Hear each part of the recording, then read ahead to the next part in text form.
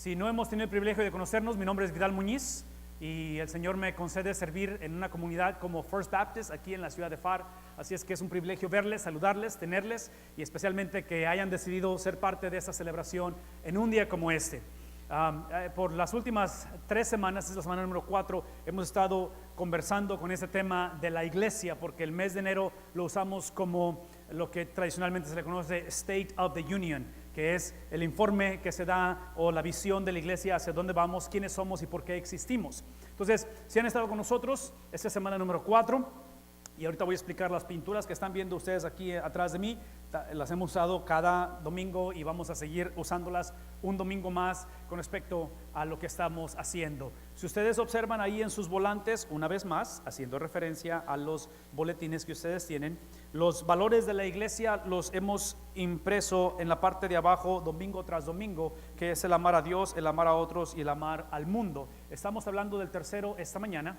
Y para hablar de este último, que es el amor hacia el mundo, ¿sí? Es un tema que obviamente requiere bastante atención de nosotros porque creemos que no necesariamente están en orden estas conversaciones, pero obviamente son importantes y tenemos que mencionarlas, tenemos que hablarlas, porque este último hasta cierta manera es el producto de los otros 2 anteriores. Así es que quiero que por favor otra vez vayan ahí en el capítulo número 16 de Mateo y hablemos un poquito acerca de esto. No sé si alguna vez les ha pasado a ustedes que reciben información acerca de algo o de alguien que es un poquito tarde. Y menciono esto porque nuestra hija, la mayor, ya este año está por graduar de high school y sabemos que al ir a la universidad o el colegio va a requerir que ella maneje. Y parte de esto de manejar es que una de las preocupaciones que yo tengo es de que necesito que aprenda cómo, por ejemplo, cambiar una llanta. Porque nunca sabes, ¿verdad? Aprender cómo cambiar una llanta. Y esto de cambio de llanta, yo estoy seguro que en la mente de ella, como en la mente de muchos de nosotros cuando tenemos esa edad, lo vemos como irrelevante. ¿Por qué necesito aprender a hacer esto? O sea, todo lo que necesito es que le pongas gasolina al carro y simplemente que avance. Bueno, algo semejante sucedió en mi vida hace algunos años, porque hace como 4 o 5 años, yo diría que como 5 años, nuestros hijos estaban un poco más chicos, obviamente, fuimos a la Isla del Padre. Y estando en la Isla del Padre, andábamos de paseo, andábamos con la familia. Por primera vez decidimos comprar, y todavía recuerdo cuando fuimos a comprarlo, decidimos comprar algo como esto. Y compramos 3 de estos, porque tenemos 3 hijos. Y nos fuimos a la isla a disfrutar de esa tarde. Y una de las cosas que sucede con este tipo de flotadores es de que obviamente cumplen su función. Tú te subes y llega un momento en el cual nosotros sin saber sucede lo que se le llama en inglés rib waves o rib current. Y este es el tipo de corriente en la cual el mar empieza a jalarte hacia adentro. ¿Saben de qué estoy hablando? Que de repente la corriente te jala, en lugar de empujarte hacia afuera, te jala hacia adentro del mar. Entonces mi esposa y mi hija mayor habían decidido quedarse en la orilla de la playa, pero mis 2 hijos menores, tanto Rebeca como Josué, estaban cada uno en su propio flotador. Donde yo de repente, estando con ellos, empiezo a notar que empiezan a alejarse de mí y a irse mar adentro. Yo sin saber que eso es lo que está sucediendo, no sabía. Pero empiezo a notar que empiezan a alejarse.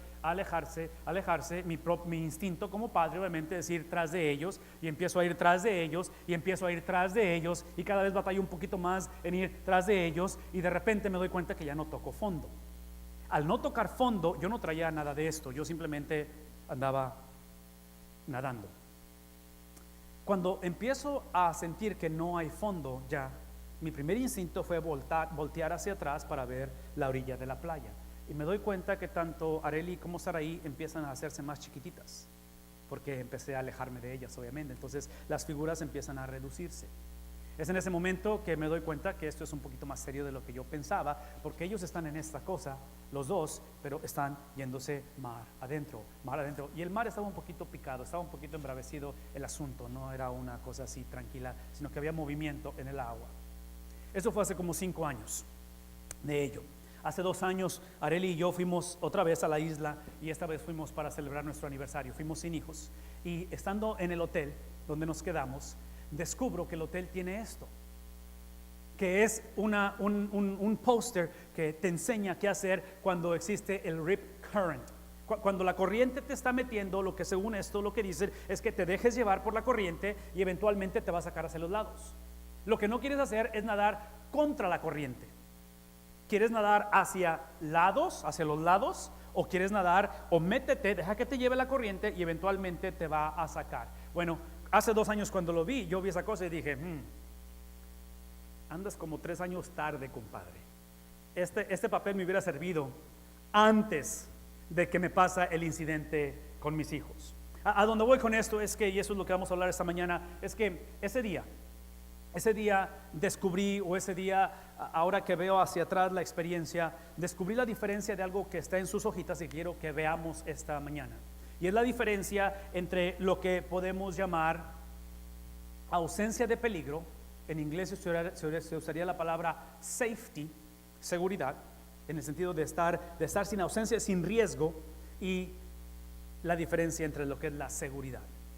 Aprendí ese principio porque yo me di cuenta que en mi caso, cuando yo estaba literalmente tratando de mantenerme a flote, tratando de alcanzar a mis hijos y traerlos nuevamente hacia la orilla, en el momento en el cual yo empiezo a tomar bastante agua, y es agua del mar, lo cual está salada, el momento en el cual yo empiezo a cansarme, porque es obvio que te vas a cansar por muy buen nadador que seas, empiezo a darme cuenta que lo que yo deseaba en ese momento, especialmente porque yo no tenía esto, yo lo que deseaba era simplemente posicionarme, llegar a un momento en el cual pudiera tocar fondo para que ya no hubiera peligro. Eso es lo que yo quería. Es todo lo que yo deseaba. Yo deseaba poner a mi familia, a mis hijos, a mi persona en una condición donde no hubiera el riesgo, y en este caso en mí, sobre todo en mí, porque yo decía, si por alguna razón yo me ahogo, el reto va a ser quién los va a sacar. Entonces, ya en un momento en el cual no te preocupa tu vida porque es tu vida, te preocupa tu vida porque de tu vida dependen otras vidas. ¿Saben de qué estoy hablando? O sea, ya no es tanto de que tengo miedo de morir, ahora tengo miedo por ellos, que si yo llego a morir, ¿qué va a pasar de ellos? En ese momento cuando no veo a nadie que venga a ayudarnos, cuando no sabes lo que está pasando, y en el sentido de que ahora sí puedo ver eso y digo, ok, pues qué padre, pero a mí nadie me había explicado esto, ¿sí me explico? Nada me había dicho qué hacer con ello. Entonces, cuando me doy cuenta que hay una diferencia, si las personas que buscan simplemente ausencia de peligro, en un momento dado, porque eso es todo lo que yo buscaba, por intuición, en un momento dado hay el riesgo de que termines ahogado. Hay ese riesgo. Cuando estás en una situación como la que hablamos, y mis hijos estaban seguros, porque mis hijos, me doy cuenta ahora que ellos realmente no les iba a pasar nada, aun si se fueran mar adentro o más adentro, hasta cierta manera, porque mientras no se bajaran de esto iban a estar bien, ¿verdad? Hasta cierta manera, no importa qué tan profundo sea el mar, iban a estar bien hasta cierta manera. Entonces había un sentido de seguridad, a diferencia de que yo lo que quería era ausencia de peligro.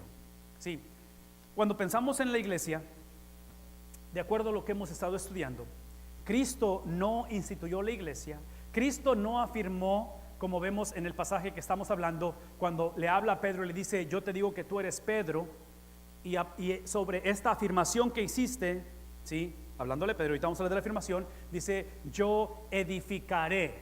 Sí, dijimos hace 2 semanas que esta afirmación de certidumbre, cuando pensamos en un amanecer, en un atardecer, sunset, sunrise, que son ciertos, que por seguridad van a venir, van a suceder, independientemente esté nublado, independientemente sea una tormenta de nieve, como está ahorita en lo que es la costa del este de Estados Unidos, independientemente que estés en una condición tropical, si estás sobre un edificio, estás en tu casa, si estás en el mar, una cosa es por seguro, va a atardecer y va a amanecer, ¿sí? Es seguro que va a suceder eso, independientemente que sean las condiciones climatológicas. Hay certidumbre. Y Cristo, cuando afirmó y dijo, yo voy a edificar, ¿sí? Yo edificaré, Cristo no estaba preguntando que ojalá gente quiera ser parte de la iglesia, ojalá un día vengas a la iglesia, ojalá un día dejes de rechazar la iglesia, ojalá no te pasen cosas malas en la iglesia y te desanimes de la iglesia. Él simplemente dice, yo la voy a edificar. De tal manera que ahorita, después de 2000 años, ¿qué es lo que sucede?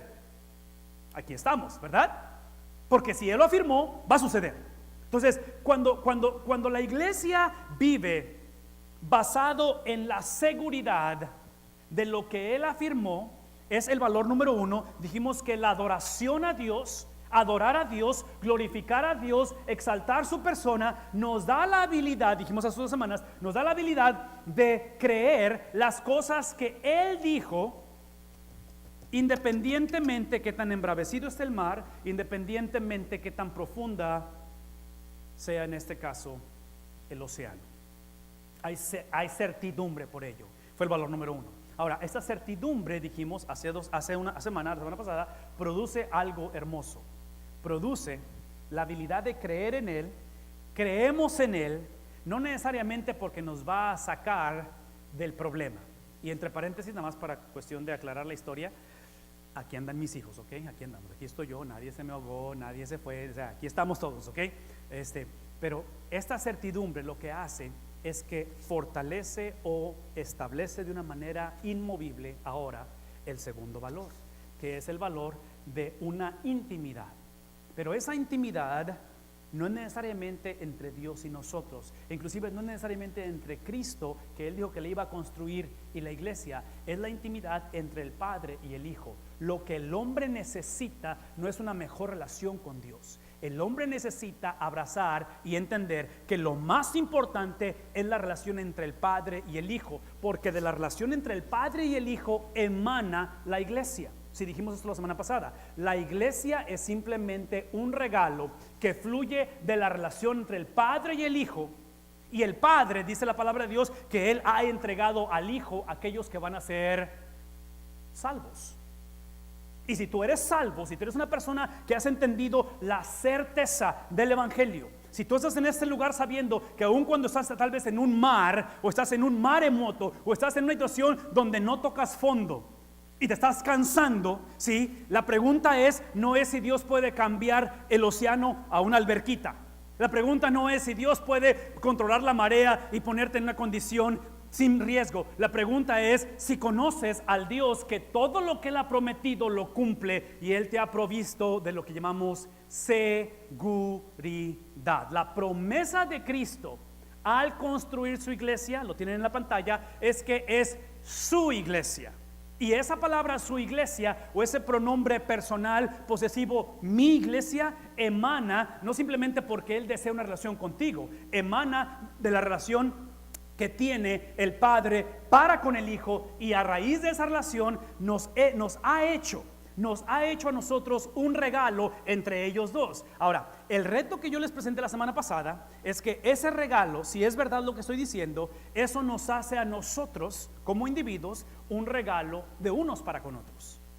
No solamente la iglesia es el regalo del Padre para con el Hijo, pero ahora entre nosotros como hermanos, como hermanas, en esa relación nos convertimos en un regalo unos a otros. Y es por eso que la semana pasada les dije esto. Sí, tenemos que cuidar de que no busquemos la certeza del Evangelio, la seguridad de salir a flote en la vida, simplemente porque Cristo me soluciona mis relaciones interpersonales con mi hijo, con mi ex esposa, con mis padres. Sí, ese no es el propósito. Sí, la certeza de esto, del Evangelio, de decir yo edificaré, yo la voy a edificar, está basada en que lo más importante es la relación entre el Padre y el Hijo, porque la relación del Padre y el Hijo es lo que me hace tener esa certeza, esa seguridad en momentos caóticos, en momentos difíciles. Sí, por favor escuchen lo que les voy a decir, porque muchos cristianos, aquí es donde nos confundimos. Y esa es la razón por qué muchos hoy en día nos sentimos desilusionados, nos sentimos traicionados, porque creímos en esto, pero cuando veníamos aquí nos olvidamos de ellos y nos enfocamos en la necesidad que tenemos nosotros de buscar una iglesia. Y la oración ha sido, ojalá mis hijos vayan a una iglesia, ojalá mi esposo cerca a la iglesia. Sí, todo es importante y ojalá lo encontremos, pero la solución no es simplemente encontrar comunidad. La solución es abrazar la santidad, la relación perfecta entre el Padre y el Hijo, que ahora nos motiva a ver no simplemente la necesidad que tenemos, pero nos motiva a entender que esto es el modelo a seguir. De tal manera que este valor número 3 lo que produce, una vez más, es entender que ahora hay una diferencia entre una vida sin peligro y una vida con seguridad. Y este es un tema importante porque el año pasado, por ejemplo, el 2015, estadísticamente está comprobado que fueron 7,000 7,000 cristianos que fueron ejecutados alrededor del mundo por su fe. La persecución en nuestra cultura es una realidad. Sí, este año pasado fueron 2,400 iglesias que fueron cerradas, que fueron aniquiladas, que fueron destruidas por causa del evangelio en países como Pakistán, en países como Siria, en países donde la persecución es real, en el norte de África. Entonces, lo que no podemos hacer es acercarnos a Dios, alabar a Dios, orar a Dios, buscar a Dios para que nos dé una vida de minimizar el riesgo, minimizar el conflicto, minimizar las posibilidades de turbulencias o de caos. Necesitamos acercarnos a Cristo, sabiendo que independientemente de qué sucede, la relación entre Él con el Padre es inmovible y por siempre existirá. Y esa es la base de la iglesia. Eso es lo que nos hace ser lo que somos. De tal manera que, una vez más, regresando a lo que está diciendo la palabra de Dios, no solamente la va a edificar, lo cual lo está haciendo y lo sigue haciendo, no solamente es su iglesia, pero observen, a mí me encantaría que aquí se acabara el versículo. A mí me encantaría ahorita empezar otra serie ya, y vamos a hablar del libro de Nehemías. Terminando esta empezamos el libro de Nehemías y vamos a estudiar Nehemías por, no sé, creo que son 12 semanas, 11 semanas, no seguro, pero me gustaría empezar en Nehemías, pero no puedo empezar Nehemías todavía, el libro de Nehemías, porque observen lo que dice al final del versículo. El hecho de que hay certidumbre en Cristo, hay certeza en el evangelio, el hecho de que valoramos la relación entre Él y el Padre. Cristo dice: y las puertas del reino de la muerte. Las puertas del reino de la muerte. La traducción antigua decía del Hades, Hades, del Hades, que es el lugar donde en el Antiguo Testamento la gente creía y veía que iban los muertos a morar. Sí, ese Hades dice: no prevalecerá contra ella. Entonces, aquí es donde quiero que me pongan atención por un momento.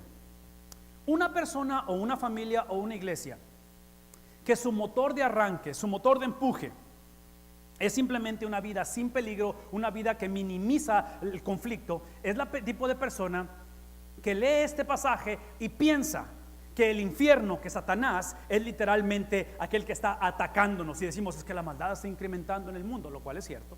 Es cuando decimos: pues ojalá mis hijos no cometan los errores que yo cometí, lo cual deseamos que no lo hagan. Sí, el punto aquí es este: si realmente hemos creído en la certidumbre del evangelio, hemos abrazado que el Padre ama tanto a su Hijo y viceversa, que el Hijo ha entendido el precio de ese regalo que somos nosotros, que fue su misma vida, y que en el tercer día, después de haber sido puesto en un sepulcro, Él resucitó, ahora implica que ese reino de la muerte no nos puede atacar. Sí, cuando necesitamos entender esto, cuando se trata de esas puertas, sí, las puertas, porque nadie va a la guerra con puertas o con portones. Sí, en inglés usa la palabra gates of Hades, puertas o portones. Sí, nadie ataca a alguien con puertas. La Biblia no está diciendo que el reino de Satanás nos va a atacar. La muerte no nos puede atacar, porque la muerte ha sido conquistada en Cristo Jesús.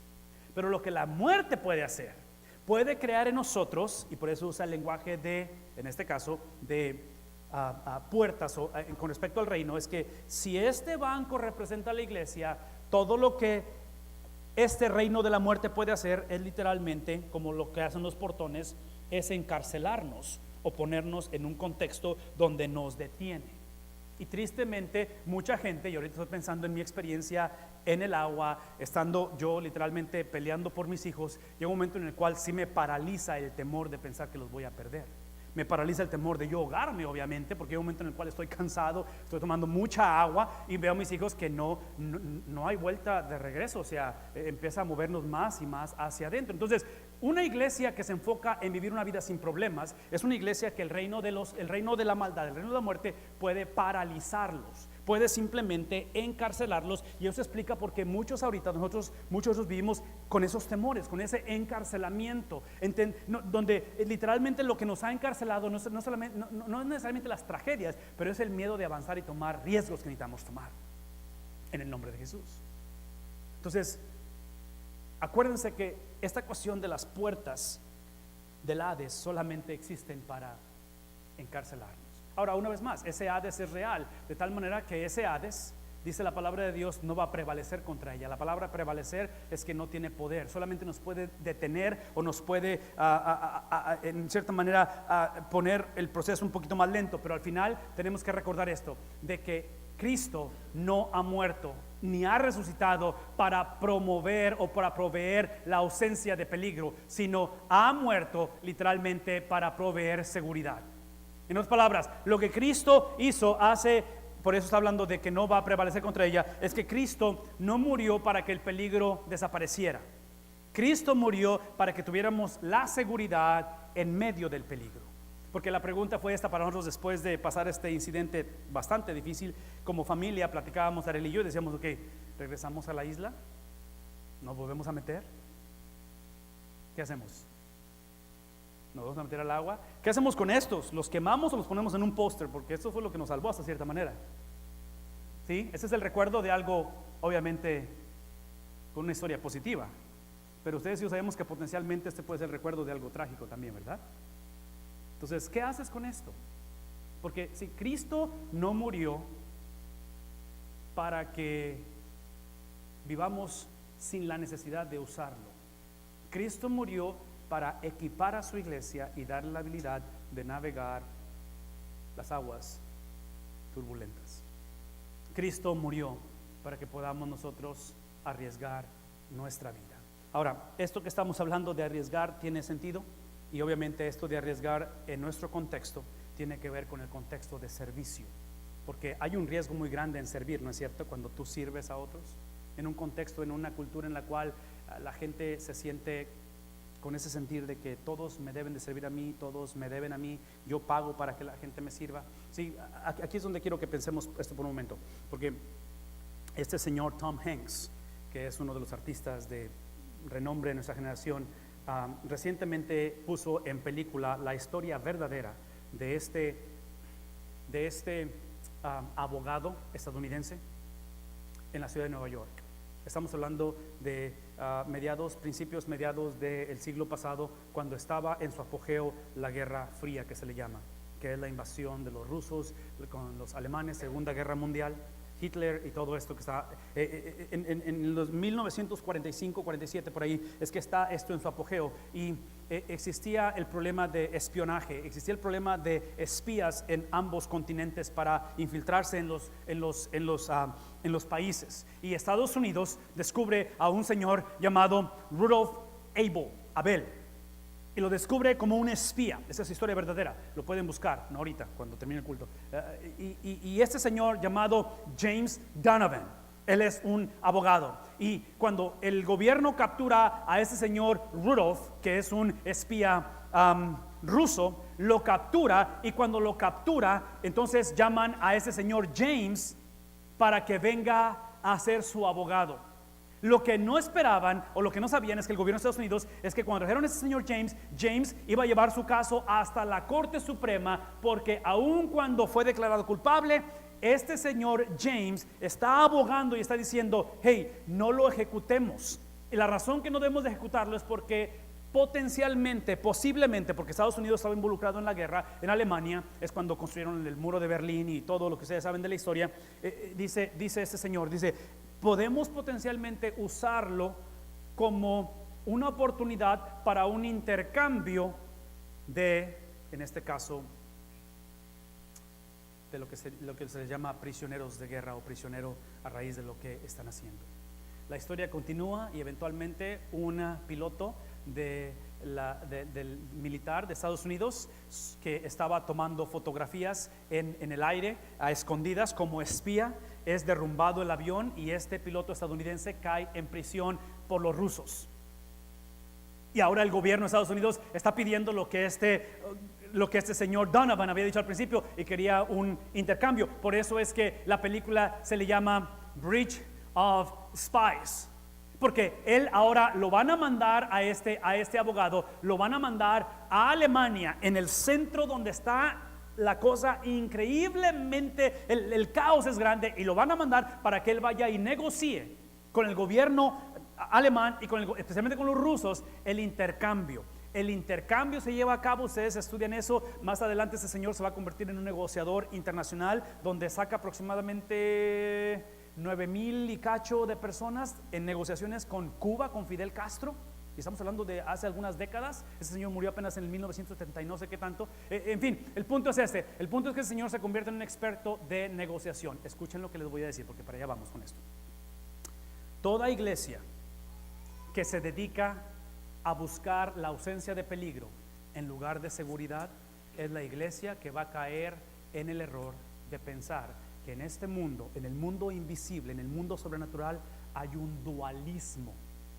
Hay un dualismo, eso le llamamos en inglés dualism, que significa que, bueno, espero que no lo recuerden, espero que no lo hayan visto, pero películas como El Exorcista, ¿saben de qué estoy hablando?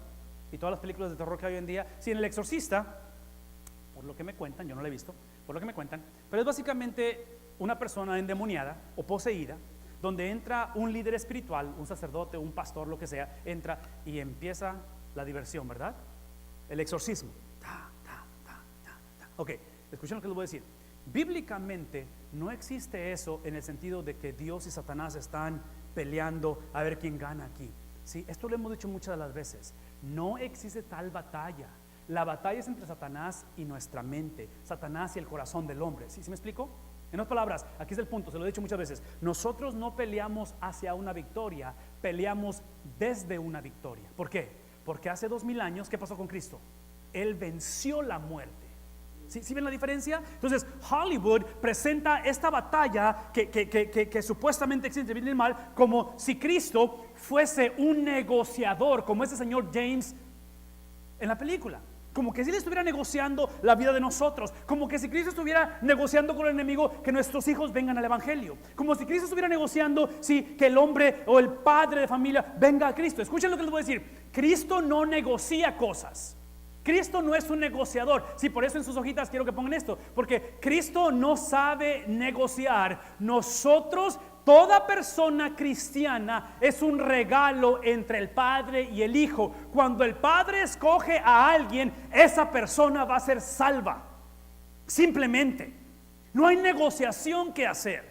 Pero toda iglesia que vive en un estado, toda familia que piensa que la meta es evadir peligro, y a raíz de ello nunca hemos conocido la certeza del evangelio, nunca hemos abrazado la relación entre el Padre y el Hijo, donde literalmente nos acercamos al Padre y al Hijo para que esa certeza se aplique a mí y me ayude en mis relaciones en casa, en mi relación matrimonial, lo cual es legítimo. Pero el problema con ello es que literalmente vamos a creer que hay una lucha espiritual en mi vida, lo cual existe. Pero escuchen esto: nosotros cuando peleamos espiritualmente, cuando intercedemos no para ver si suceden las cosas, intercedemos porque si Él ya lo afirmó, porque el amor y la pasión que tiene entre ellos va a suceder.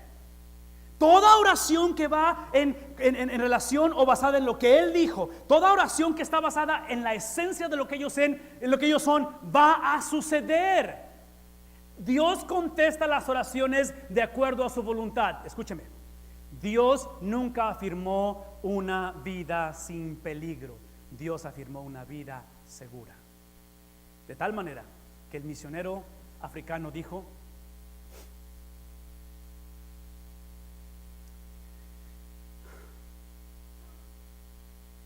no me puedes lastimar, solo me puedes matar. ¿Sí ven la diferencia? No me puedes lastimar, todo lo que puedo hacer es matarme. ¿Por qué? Porque la muerte para mí es temporal, es circunstancial.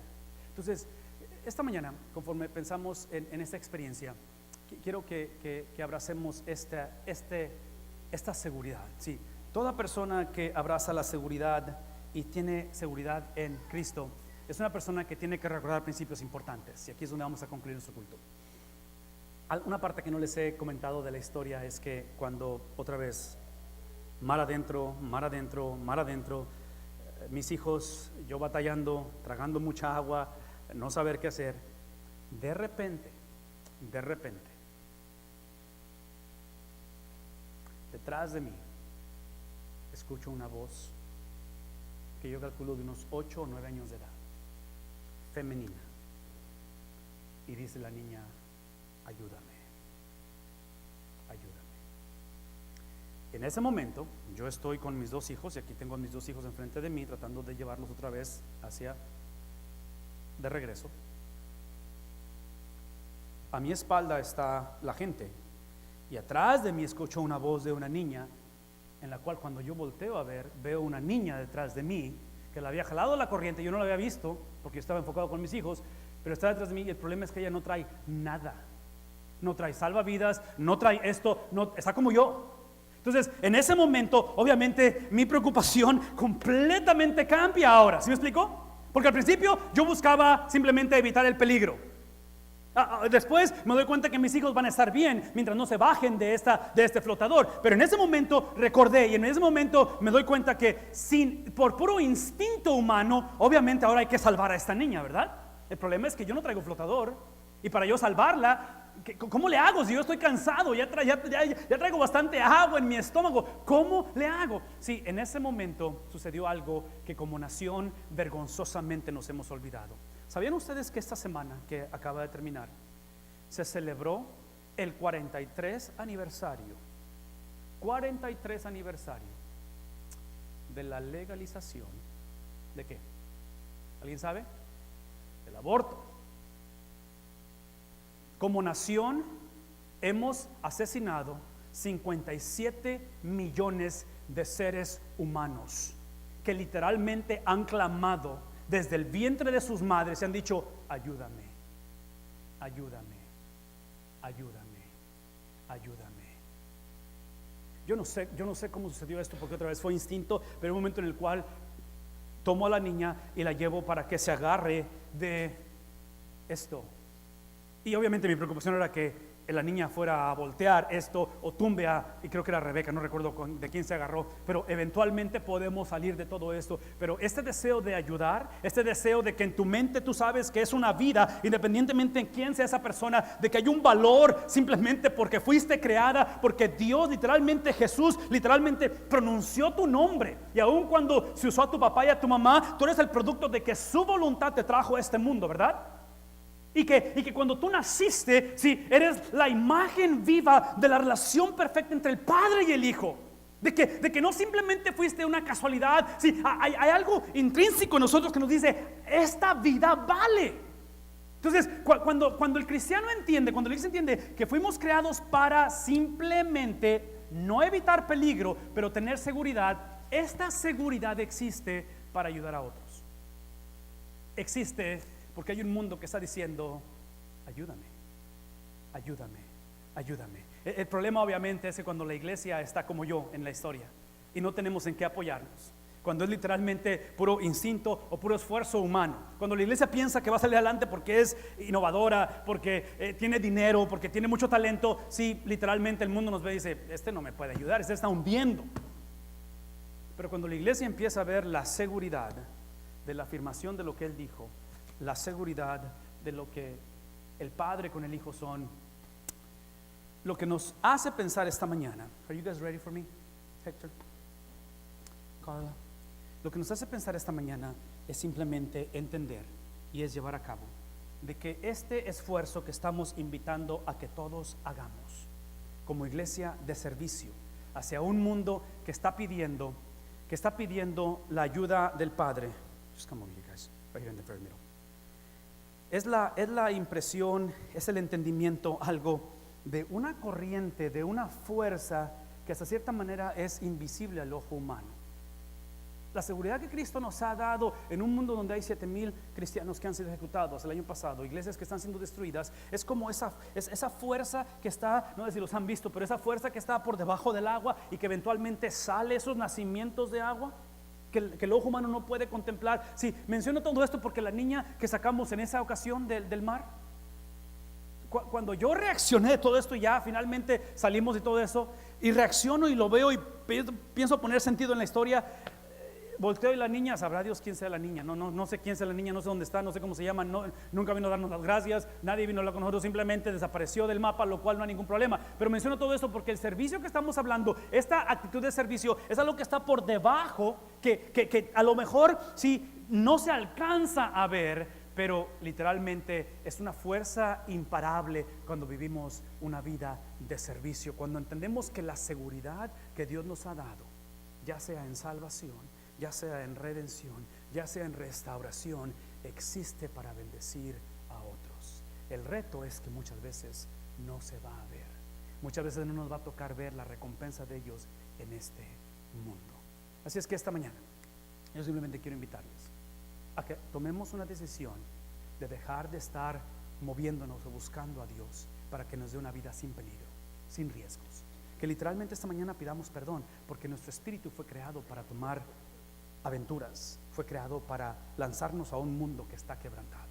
Tal vez esta mañana parte de la invitación también es de que si tú nunca has conocido al Cristo que literalmente fue sepultado y resucitó en el tercer día, sí, un día su iglesia resucitará de en medio o de abajo de, y saldrá a flote.